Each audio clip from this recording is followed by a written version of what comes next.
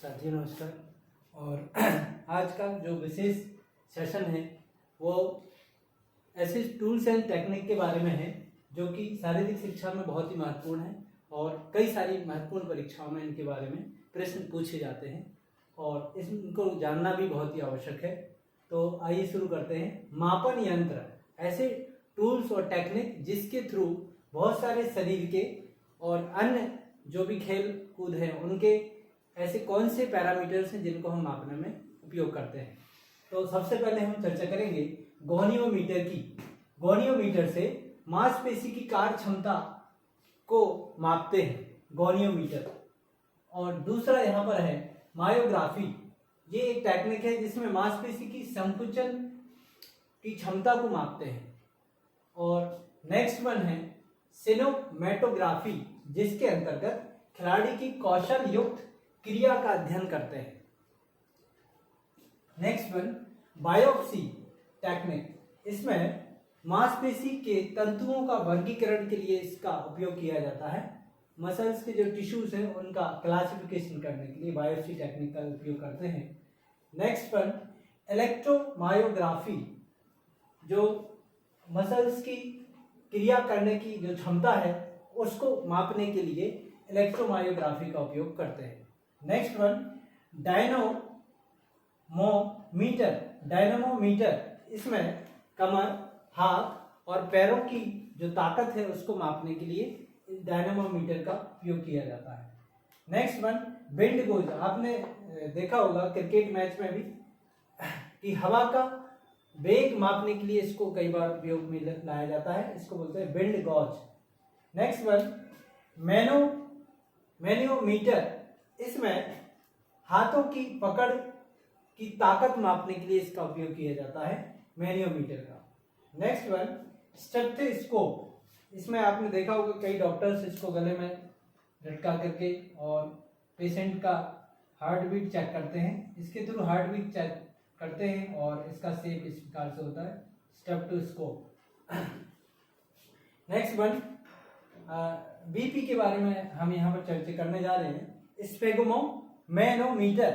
स्फेग्मोमैनोमीटर इसमें blood pressure, जो शरीर के अंतर्गत जो बीपी होता है, शरीर में ब्लड फ्लो होता है उस आर्टरीज और वेन्स में, उसको मापने के लिए इसका उपयोग करते हैं। इस इंस्ट्रूमेंट को बोलते हैं स्फेग्मोमैनोमीटर, जिसका उपयोग करते हैं ब्लड प्रेशर मेजरमेंट करने के लिए।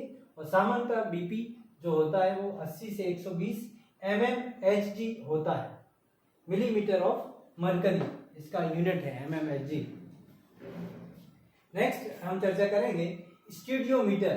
ये स्टीडियोमीटर सिंपल सा एक इंस्ट्रूमेंट होता है जिस पर खड़े होके और हाइट मापन यंत्र इसको बोलते हैं। हाइट किसी भी ह्यूमन बॉडी का, इसमें हाइट मापने के लिए इसका उपयोग किया जाता है। नेक्स्ट हम चर्चा करेंगे ECG, इलेक्ट्रोकार्डियोग्राफ।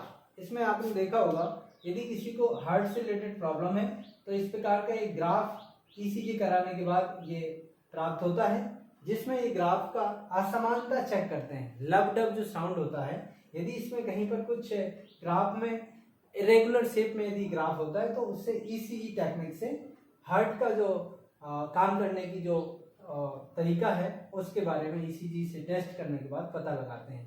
और हार्ट का जो साउंड होता है वो होता है लब डब। एट्रियम से कांटेक्ट होने से लब, और वेंट्रिकुलर जब पोर्शन इसका कांटेक्ट होता है तो डब साउंड निकलता है। इसका लब डब को ही सुनने के लिए डॉक्टर्स स्टेथोस्कोप का उपयोग करते हैं। Next one scoliometer. रीढ़ की हड्डी का तिरछापन, ये स्पाइनल कॉर्ड है और इसमें यदि कोई तिरछापन है तो इसको मापने के लिए स्क्योलियोमीटर का उपयोग किया जाता है। Next one speedometer. इससे सिंपल सी बात है, ये जो टूल्स है वो स्पीड चेक करने के लिए स्पीडोमीटर का उपयोग किया जाता है, जो कि हर एक बाइक, कार, इन सभी चीज़ों में भी होता है। और क्रिकेट की गेंद की स्पीड कितनी गति से इसको फेंका गया उसको मापने के लिए भी किया जाता है। Next one spirometer. फेफड़ों की क्षमता मापने के लिए स्पायरोमीटर का उपयोग किया जाता है। तो इस प्रकार से साथियों हमने कुल मिला के 15 ऐसे इंस्ट्रूमेंट के बारे में चर्चा की जो कि शारीरिक शिक्षा में बहुत ही महत्वपूर्ण है। कई सारी परीक्षाओं में इन टर्मिनोलॉजी का उपयोग करते हुए और पूछ जाता है कि ये इंस्ट्रूमेंट कब उपयोग होता है, किस लिए उपयोग होता है। और यदि ये इस पोर्शन को पूछ लिया तो ऐसी मापने की कौन सी यंत्र है कि ये वाले काम में उपयोग किए जाते हैं। तो साथियों, होपफुली आपको ये पसंद आया होगा और इस तरह की जानकारी के लिए आप बने रहें। आपने समय दिया, बहुत बहुत धन्यवाद।